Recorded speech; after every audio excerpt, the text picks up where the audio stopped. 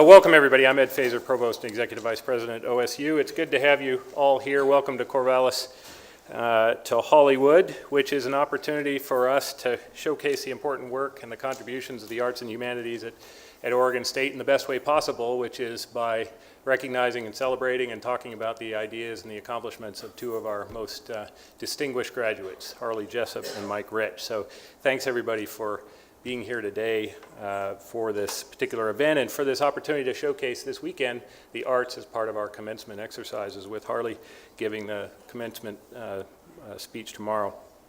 This is a really great year for the arts at OSU.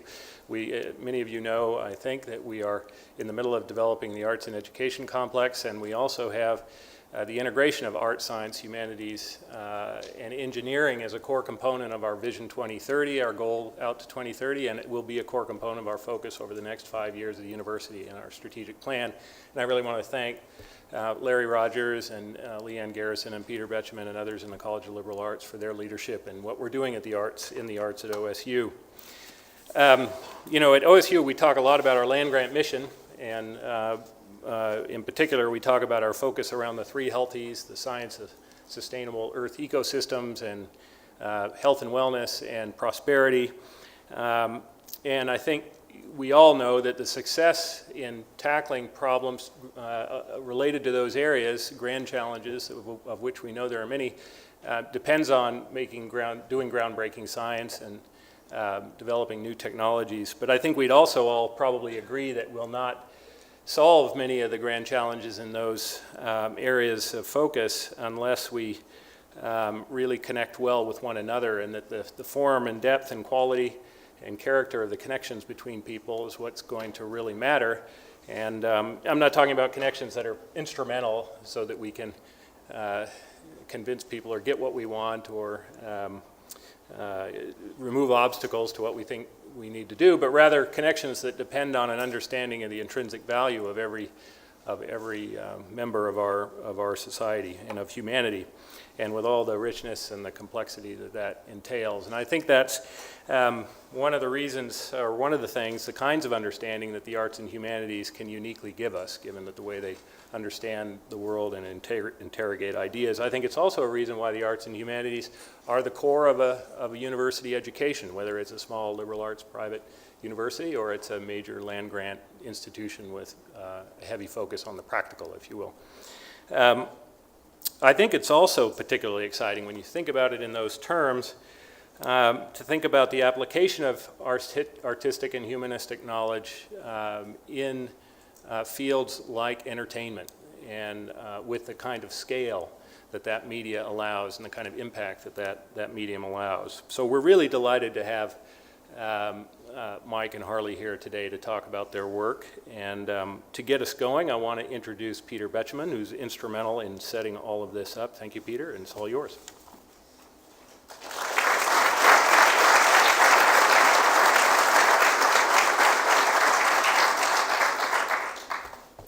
So thanks so much, Provost Fazer. I'm delighted to moderate what I hope will be a wide-ranging and highly participatory discussion today. And so a quick word on procedure before we begin. The program will center on clips from the Jessup and Rich filmography. I have those clips and some questions prepared, but please take note of the website on the screen. Using that address, you are invited to submit additional questions throughout the conversation. And so this is an event in which we do not ask you to turn your cell phones off, but to please leave them on.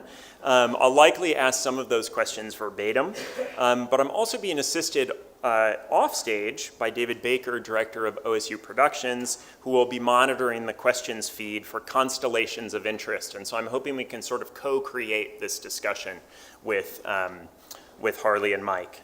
All of this is a way of saying, by the way, if you don't hear your exact question ventriloquized by me, please don't be insulted or disheartened or disconsolate.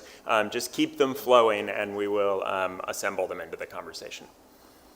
Harley Jessup, our first guest and tomorrow's commencement speaker, is production designer at Pixar Animation Studios, where he is responsible for scenes and settings and characters that are nothing short of iconic within our visual culture.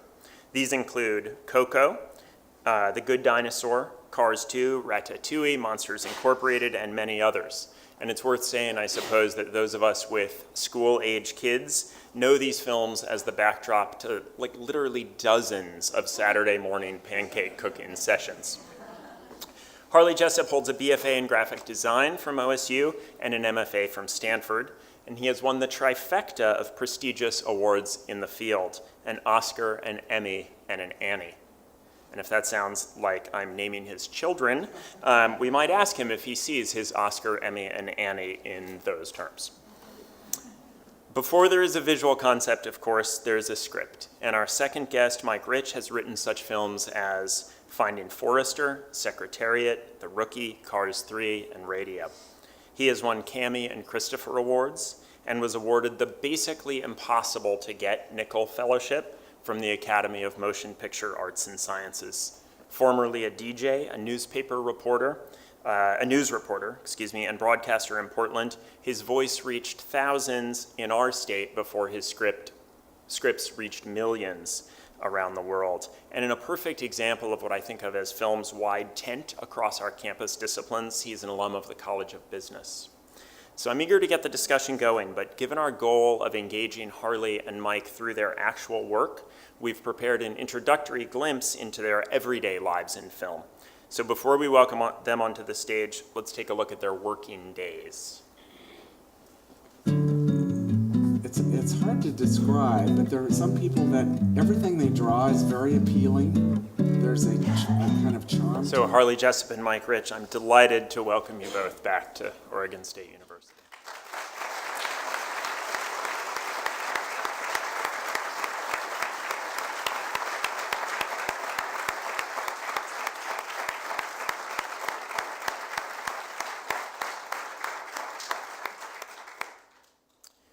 So I'd like to open by asking you each separate questions about your role in the filmmaking process, maybe beginning with Harley. People in the audience may not be familiar with the work of a production designer, and so could I just ask you to begin by giving us a sort of little lesson in production design 101? Sure. So as a production designer at Pixar, I'm leading a team of artists, illustrators, sculptors, designers, creating the designs for the settings and the characters for our film. So that winds up being, we start in development stage where I'll just be working with the director, and slowly as the production moves along, our team will start building until there's a character art director, a sets art director, and a shading art director. So, and that team will keep growing. They'll get artists helping them. So on the character design team, there'll be a sculptor that's added. And we're trying to give at that point, a preview of the potential of the film to get the rest of the company excited by it, to inspire the crew that is in the technical departments, to show them what they'll be doing. And then finally, through the production process, we're following the designs through many iterations and troubleshooting as the models, sets, and costumes are getting created. So I kind of begin at the very beginning with the director and usually end up at the last screening of the digital dailies, where every element in the scene has been included and signed off on by the director. And you know, my main job is to realize the vision of the director and support the story that has been written. Story is king at Pixar, and they try not to release a film until the story is just right. So. As we talk about how you develop a film, I thought it might make sense to take a look at a clip from The Good Dinosaur. This is a film about a young Apatosaurus, Arlo, who gets lost in the wilderness and who must find courage and resources to survive. In the scene we're about to watch, Arlo has just woken up from being swept down a river and knocked out, and is on his own in this environment that is both sort of unforgiving and beautiful, harsh but also generous. It's kind of a sad ending to that clip, I'm sorry. You know, that film seems to me so innovative for featuring the natural environment as virtually a kind of character. So just thinking about what you were saying about story and the development of story at Pixar, could you talk about what it's like to design a film visually around an environment that itself bears a lot of narrative force as either protagonist or antagonist? Well, the settings for The Good Dinosaur, we modeled after the Grand Tetons in Wyoming. It's a idealized, exaggerated version of that, but that's where we went to do our research. And we are actually using USGS information as we were building those sets, which provided us kind of wonderful authenticity. I wouldn't call it realism, but there was detail in relation to the erosion on the hillsides, the forms of those mountains that we elongated, and also the aspect of we were like a film company that could go to the most difficult places to shoot and get ideally spectacular angles on the environment. And so the clip you just saw was where the point we were making is that Arlo is alone. He's just gotten washed down the river, and he's an adolescent dinosaur, actually small for his family, and he's all alone. Even though he's 18 feet tall, the environment dwarfs him. So that scene was all about his vulnerability and his realization that the journey home was going to be really long and difficult. Great, thank you. Mike, I'm really intrigued by a unique element of your biography, which is that you worked in radio broadcasting until the moment that Finding Forrester won the Nicholl Fellowship. And your films are often based on true stories and often seem to feature broadcasting in some way. So the radios in Radio, or the presence of the news media in Secretariat. So I was hoping you could just sort of introduce us to any connections you see between that career and this one, or even between your work here in the College of Business and where you've ended up. Yeah, the writing aspect of it, because I worked for Kink FM and I was doing morning news, and so I was getting up at 3 in the morning to be. I don't miss that aspect of it, but there's a different style of writing with news. News, you're supposed to get to the point as quickly, who, what, where, when, why in the first sentence, and make it as clear as possible and hit them right on the head. In screenwriting, it's just the opposite. You are trying to convey a minimum of one piece of key information in every sequence, ideally 2 or 3 more, and give the audience information and have the audience not realize that they just got information. And so it was a but for me, the the discipline of writing, it's a different style of writing. It was remains the same. Yeah. We have a question from the audience that seems apropos here, a question about how nervous you felt at that moment of submitting the screenplay for the Nicholl. Well, my mother used to have a saying that if you're not nervous, it's not worth doing. I was, you're putting yourself out there. I mean, I had done a lot of writing before, primarily short stories, and had written 3 really awful screenplays. But this one I knew, I certainly felt good about the story. It was by far, it was a long ways away from being a perfect screenplay. But when you push that, and actually I was going to say I pushed the send button. No, I didn't push the send button, because in 1998 you actually went to Kinko's and made a hard copy of your script, and you sent it in. But yeah. And in that clip, it showed me typing the words "fade in," and to this day, I mean, and I'm sure Harley's probably the same way. It's intimidating, it's exciting, it's thrilling, it's daunting, and if it's not, don't need to be doing it. Well, you mentioned those 3 unproduced screenplays, and 8 people in the audience have asked us to ask you, how many unproduced screenplays have you written? I probably 20. Yeah, 20. Yeah, and that's, I mean, I really want to, I've said this before, is I put those 3 screenplays that are really awful, they're right up there on my shelf, next to all the ones that got produced, because they served a purpose. They allowed me to learn, they allowed me to experience, gain experience. And, That's nice. yeah.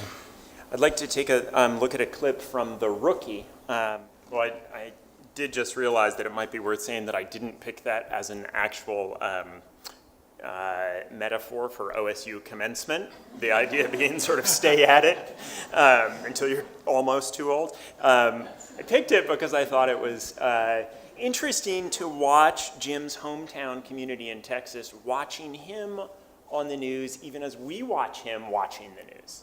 And so that just intricate nesting of media broadcast that also connects him back to his hometown. This is maybe a risky, over-psychologized question to ask, but you grew up in Enterprise, Oregon, a small town. You had a media career. It seems like these threads are intertwining here. Yeah, I guess so. Because one of the things, whenever I was in broadcasting, and I would get excited when a story broke, and it was a story. I mean, there was part of me that I was anxious to give that information, and so this sequence in particular allows you to see the reaction of someone, which I could never see, and so it's one of the great opportunities we have in film is we get to pull back the curtain and see whatever point of view, whatever reaction we want to see. There was another scene in the movie that didn't involve the news media, but it's one of my favorite scenes with the radar detector at the side of the road where Jimmy Morris goes out and throws the baseball, and it's a 3-minute sequence, which is a long sequence. And there's no dialogue in it. And actually, one of the lessons that I really picked up in Finding Forrester was my first film, and we were blessed with actors like Sean Connery and F. Murray Abraham. But there were a lot of sequences there where I may have written too much dialogue.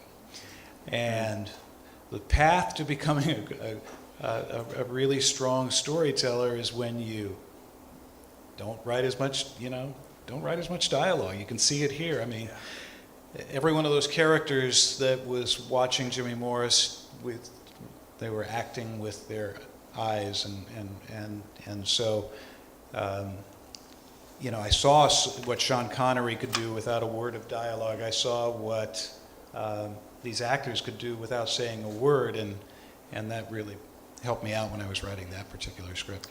That makes sense, and it actually leads me to a question that comes from the audience, a bunch of people in the audience, about the importance of either fluency in the visual arts or in the literary arts in your sense of your field. So to what degree do you feel that that knowledge of either art history or literary history informs your work?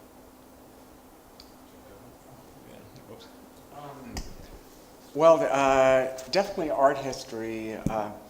I love working on films like Ratatouille. In Cars 2, we did a lot of period architecture. Ratatouille was, showing an idealized version of Paris. It's really fun to get into the sag and lean of the buildings. The history of that city is so rich, and visually it's so beautiful that was a total treat.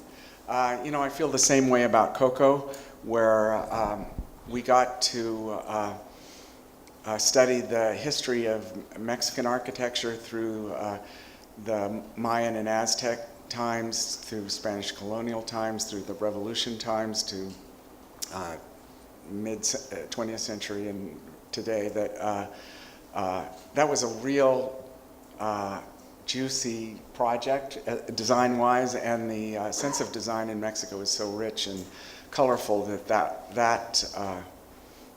I just love that aspect of the project. It makes it a challenge, but also in a certain way easy when the subject matter that you're portraying on the screen is so rich in possibilities.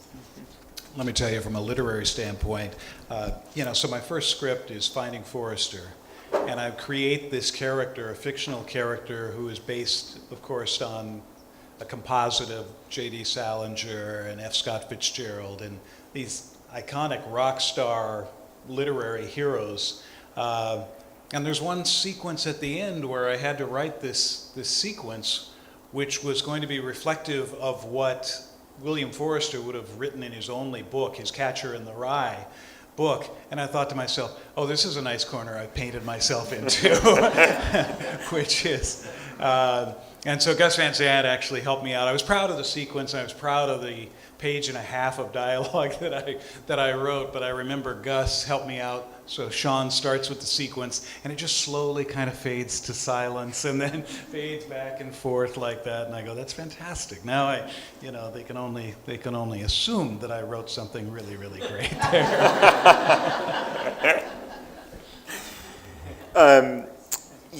Maybe transitioning from the sources that you think about or consult, how you think about visual history or literary history, to another theme that I see in both of your films, which has to do with the development of the individual.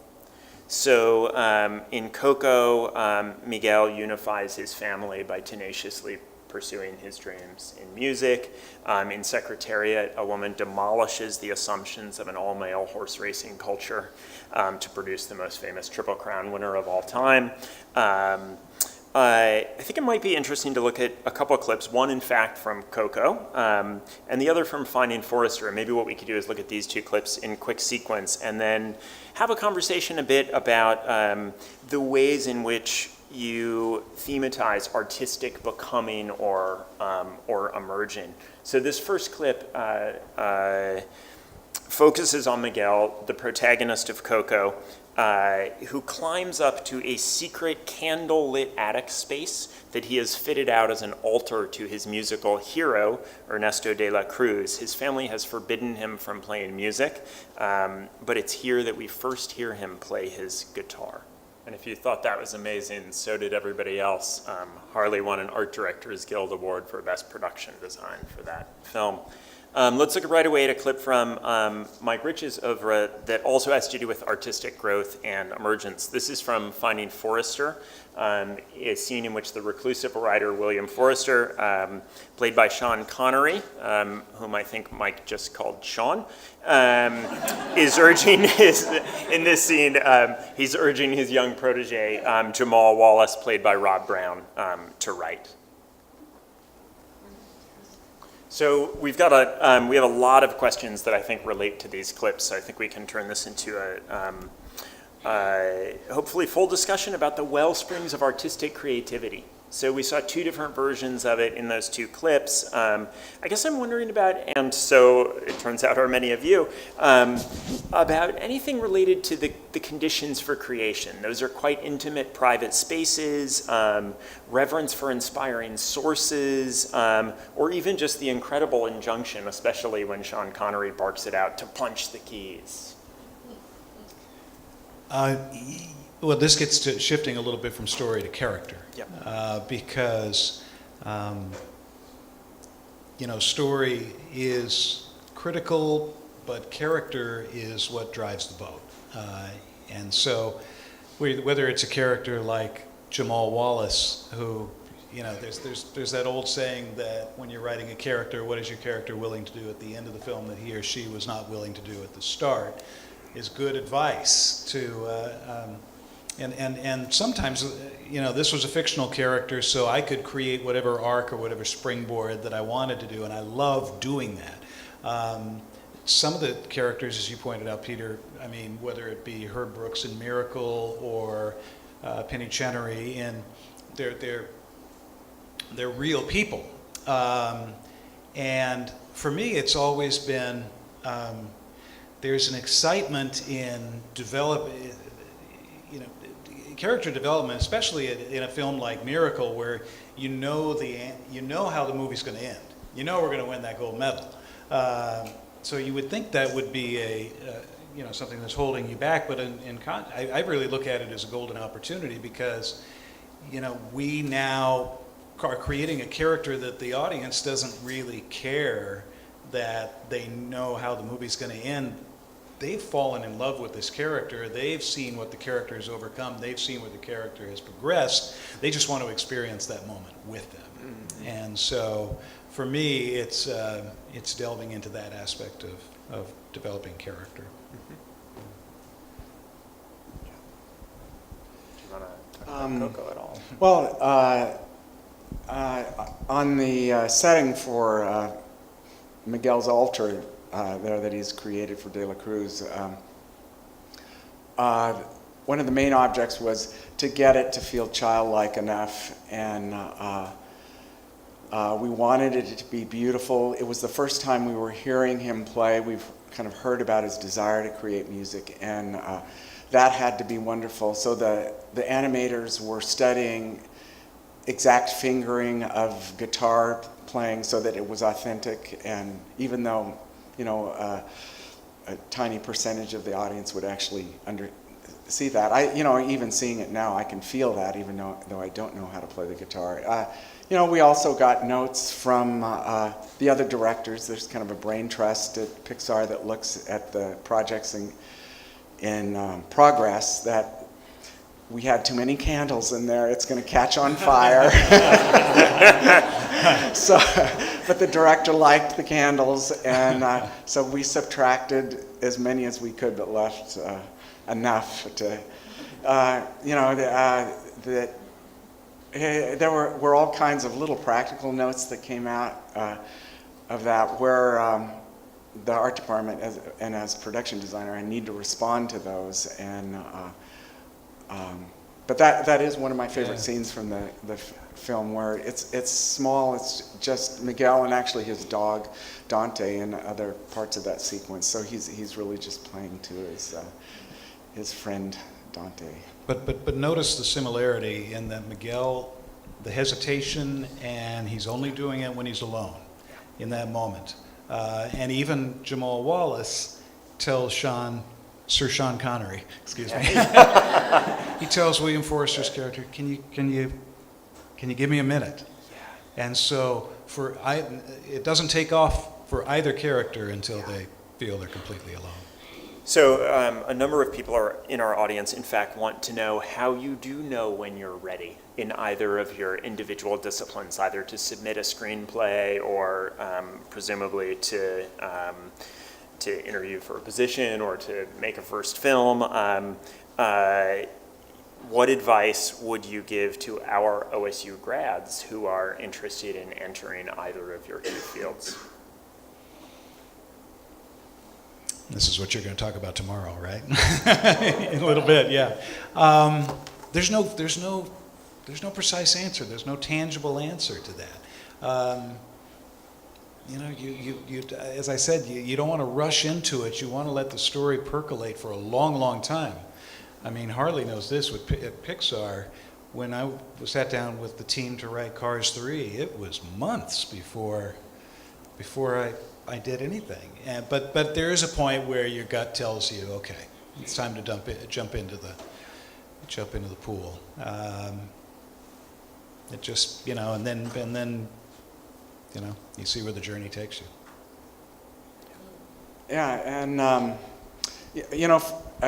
this morning I was talking with design students, and I studied graphic design here, so I wasn't studying film design or animation, but I discovered in the process, my first job was designing short films for Sesame Street, and I realized, I love working for kids.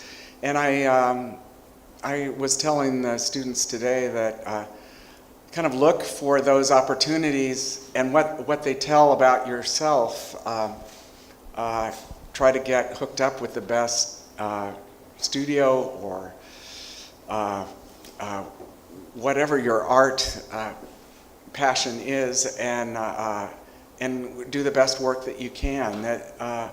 And it's amazing. My career path has been really circuitous, working at a bunch of different companies, working in different areas of filmmaking and animation, but each one has kind of been, has contributed to what I'm doing at Pixar. And up until a couple of years ago, I thought it was all accidental, but I think it actually has happened for a purpose because of what I'm interested in and what I've avoided being pulled into working in different kinds of films. So I've kind of created my own path, and I think the students here have that to look forward to. It's a great thing. You'll be discovering so many things about yourself as you have at university here, but it continues as you go through your career.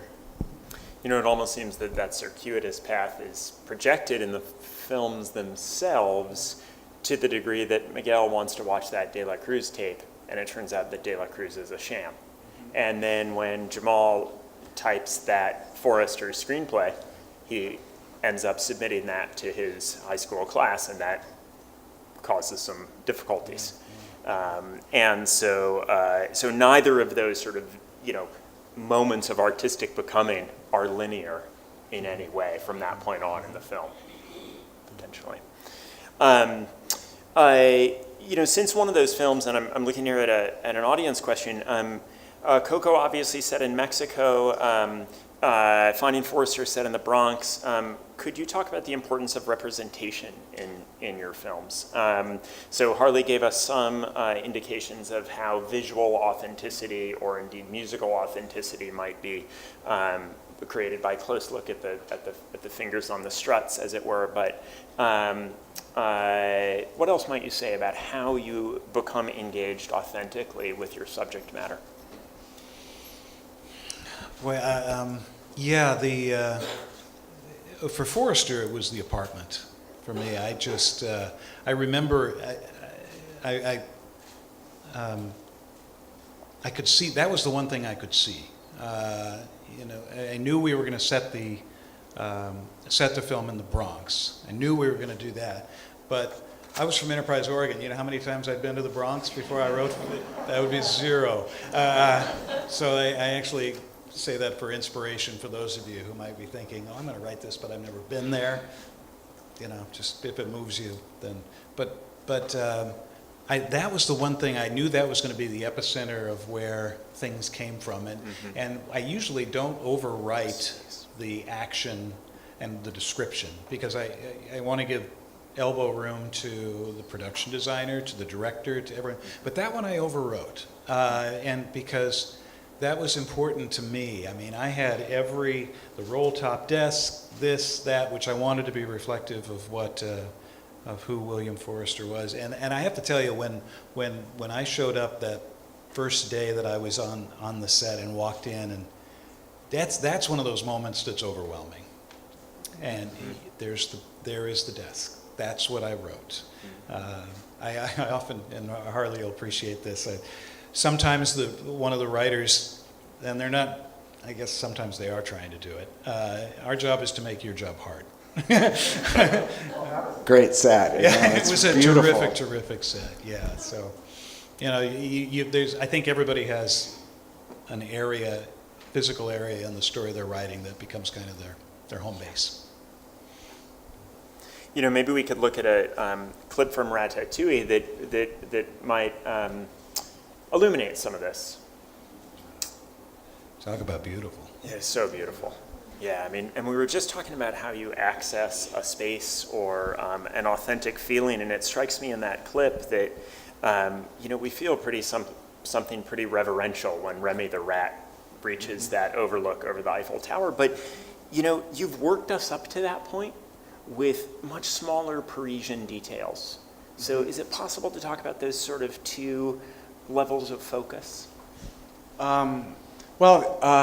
In Ratatouille, we did do a lot of work at rat level, underneath the stoves in the kitchen and by the sewer grates, and we tried to find beauty in that, textural beauty, and when we went to Paris on a research trip, we were photographing the gutters and the leaves and by the stairways and stuff.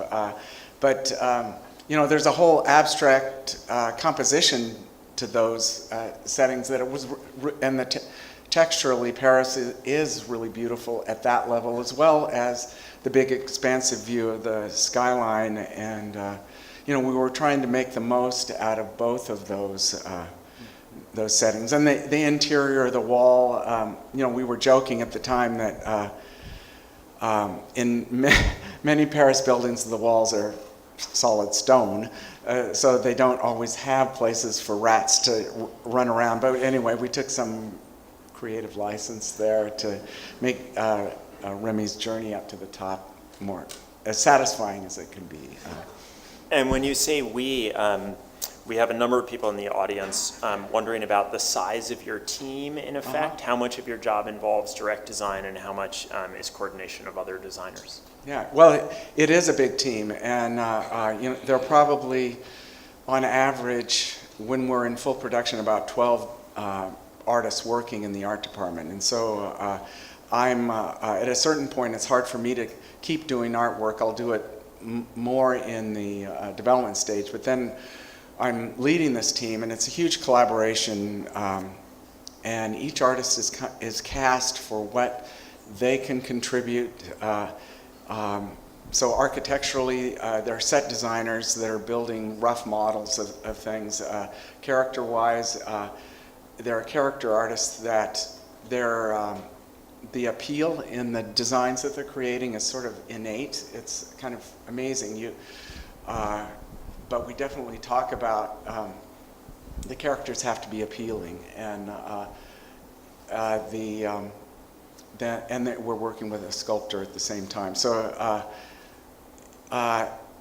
the scope of what we're doing is far too big for one person, and that's why I really believe strongly in I'm going to talk about it tomorrow, the immense power of creative collaboration, where I'll get together with an artist at their desk, we'll brainstorm ideas, we'll trade very rough sketches back and forth, and come up with something that neither of us could come up with alone. And my wife Ann, who's here, will find sketches in my pocket and ask me, what is this? It's this little squiggle of it, and it's designing what the molding on the edge of the table looks like or something. And even I can't recognize what it is, but there's enough back and forth. It's kind of plenty for the designer to take and run with. And my job is to try to get everybody contributing and succeeding at kind of an equal or outstanding level at a certain point. And I'm really proud of each of the members of our art team. Great. So speaking of appealing characters and fine-grained cultural detail, let's look at a clip from Secretariat. This is the Triple Crown winners' first ever start. The horse has been bred and is being managed by Penny Chenery, who's played by Diane Lane, and is being trained by Lucy and Lauren, who's played by John Malkovich. So what I love about that scene is that it captures the tensions of the horse race for the owner, trainer, and the jockey. But then the dialogue about the hat just cuts through all of that tension to something much simpler and more lightheartedly human, especially given that it's Penny Chenery and Miss Ham who puncture all that seriousness of this horse racing culture that the film reveals to us to be dominated by men. But I'm sorry, please, go ahead. No, but I was going to say, but here's the unexpected benefit. Yeah. When I write that sequence, I'm writing dialogue between Penny and Lucian Lauren, John Malkovich and Diane Lane, and I'm focusing on that. The unexpected gift I get in the end is Margot Martindale. Margot Martindale, who played Miss Ham. Look at her in the sequence. It is just this look without a line of dialogue. She's looking at the hat. She's looking at Diane like, you don't mean this. Just tell him you don't like the hat. And those are the things, I don't write that into the script. And we talk about these collaborative gifts we get sometimes where the greatest idea for a story can come out of nowhere. Sometimes you just get this thing that happens. There is a secret sauce that you could never see coming, and that's an example of that. It makes sense to me, and yet at the same time, it's also obvious that one has to have thought one's way pretty deeply into that cultural moment and cultural setting. Sure. And I guess I wonder what the research process for you looks like when you're making lateral shifts, as you do in so many of your films, between Kentucky horse racing culture, Route 66, and Cars 3, Right. et cetera. Yeah, I mean, you know, and Harley knows this, and he referenced it. I mean, Pixar, the attention and to research is, I mean, that's what you do. You go to Daytona if you're writing Cars 3, and then you go up to the Carolinas where the story artists discover that, you know, these curbs that we continue to draw into these little rural areas, they don't have curbs there, so we've got to make a note to everybody that no curbs anymore. So there's an attention to detail that just comes out of there. The other thing is, and it's my favorite part of the process, is research. And I think all of us by nature, when we go to a place to research a story, we go with a default assumption of what we anticipate the story will be.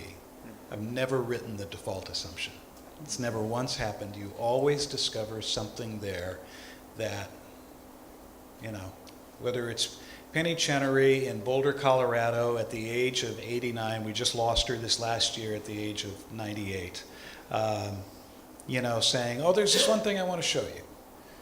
And she had always, every day I would show up at the door to her, she's in an assisted living home, and it was wide open, so I had to do those awkward kind of knock on the, Mrs. Chenery, yes, come on in. She goes, oh, I've been meaning to tell you, go over to the closet, open up the closet, and there's this mahogany box that's about this, you know, yay high, spectacular. And then there's just, the rest of it's a closet with, you know, coats, et cetera, like that. And she goes, go ahead, open it up. And I open it up, and it's Secretariat's Kentucky Derby trophy. And she goes, go ahead, you know, pick it up. And I'm thinking to myself, you know, Mrs. Chenery, you leave this door open, this is a priceless. And she goes, yeah, nobody knows I'm here, you know? But it's moments like that that just inform, you know, that falls into your writing of the character. Yeah, do you ever, this is a question from the audience, do you ever feel when you're writing that you are writing for a particular actor? I try not to. It's hard. I mean, I'm sure many of you, when you read a book and it's a fictional book, you somehow, you create an image, right, when you're reading it. And sometimes it's an actor. So I try not to, because when I wrote Finding Forrester, I actually kind of wrote it with Robert Duvall in mind. You know, but then when they come to tell you that Sean Connery is interested in doing it, you go, okay, well, that should work. But then when I started writing it after knowing that Sean Connery was going to be the performer, it really became easier because I could hear his voice. Sure. I could hear his voice in the writing of it. But if I had done that the opposite and written his voice, it might have been, some actor might have read that and said, well, that I can't. You want to write it so it's as neutral as possible in tone, if that makes sense, so that anybody can say, oh, I can do that and I'll do this with it. Well, we've only got about 12 minutes or so left, and so I feel a little bit shy about taking us into a gloomier register. But I would like to ask about the fact that both of you work on films that are, broadly speaking, pretty uplifting, transformative, often involve overcoming fear. I mean, it seems to me that Monsters Incorporated maybe kind of stands for that theme, in the sense that the big discovery is that Scream, the other way around, that laughter is 100 times more powerful than Scream. And yet your collective corpus also does force us to confront some more complicated realities. So I'm thinking here about racist prejudice about the black athlete in Finding Forrester. I'm thinking about The Good Dinosaur, when Arlo loses his father in the horrible flood at the outset. Cars 3, even the experiences of aging and bodily decay. So I thought we could maybe move towards a conclusion here, if a slightly morbid one. I'm going to let Harley go first on this. By looking at a few examples of this, Harley, one of the things I see in a lot of your films is a pretty dramatic use of what artists call chiaroscuro, right? Strong contrasts of light and dark, as we see here. And so maybe we could take a quick look at a film which is defined virtually from beginning to end by this technique. This is actually my favorite clip in the whole sequence here. And maybe because it weaves together visual tonalities of light and dark, but also emotional tonalities of light and dark. And so I'm wondering if you could just talk a little bit about the ways in which you think about the visual registers where levity meets gravity. Yeah, on James and the Giant Peach, it was one of the classic stories, or using the idea of a child alone, having lost their parents, and we use the story had a similar quality in The Good Dinosaur, where it actually was very jolting, I think, for the audience, for Arlo's father to be swept away down the river and leave him alone.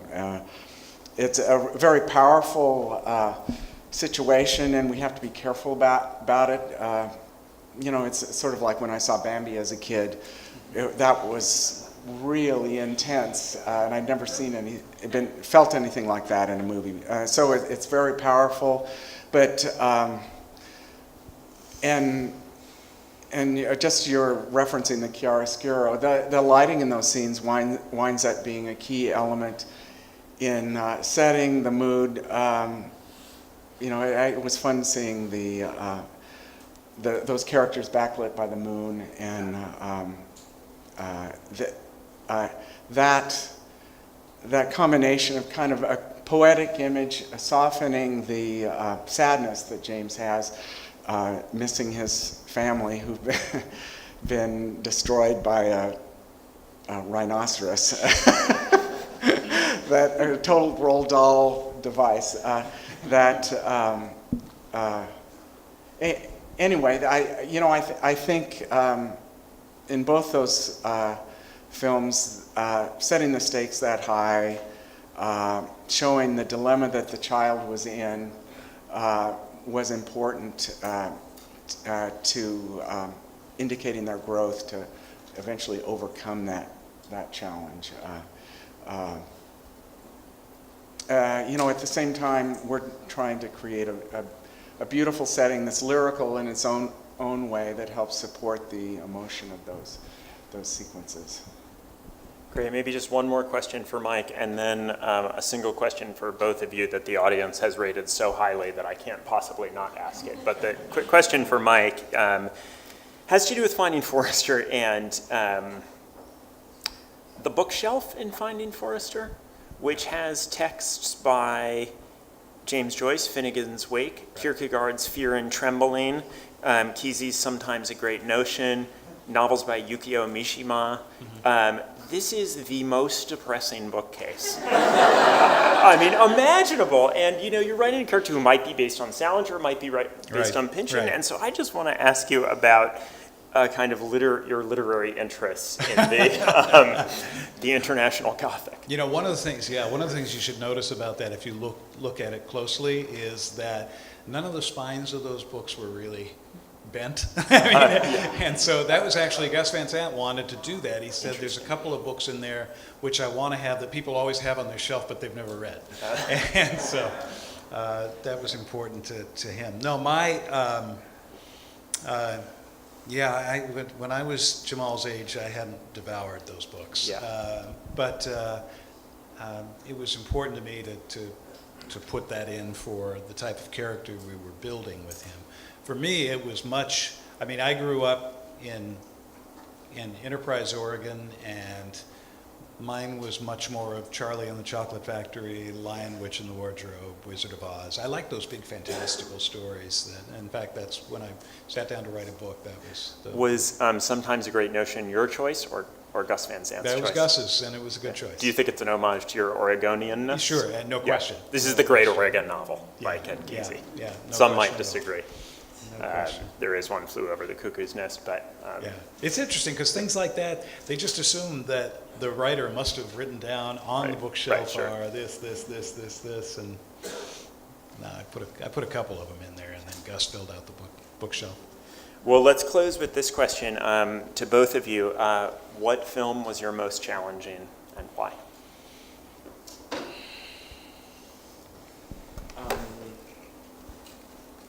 Monsters Incorporated, I think. It was my first film at Pixar. I thought I was going to get fired. I hadn't worked, I just finished up James and the Giant Peach, and I hadn't worked in computer animation before, so learning it was it was trial by fire. The teams I was working with had just made Toy Story and were working on The Bug's Life, and there's a little bit of an initiation aspect of joining a company that's going full blast where everybody has succeeded, and I still feel like a newbie after 22 years because I didn't work on the original Toy Story.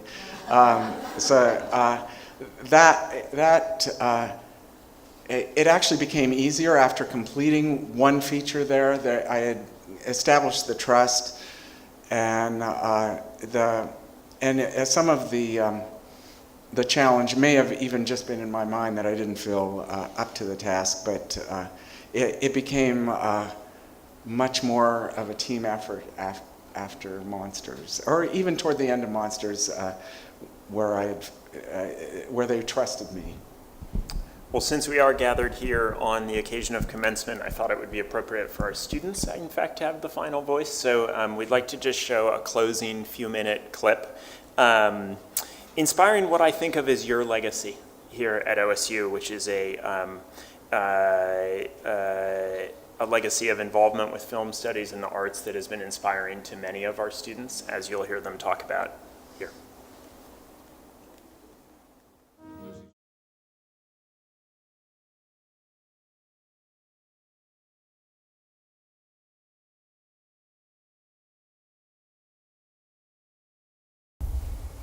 So Harley and Mike, I'd like to thank you for your many accomplishments in cinema, for your inspiring role in our future, and for being with us here tonight. Thank you.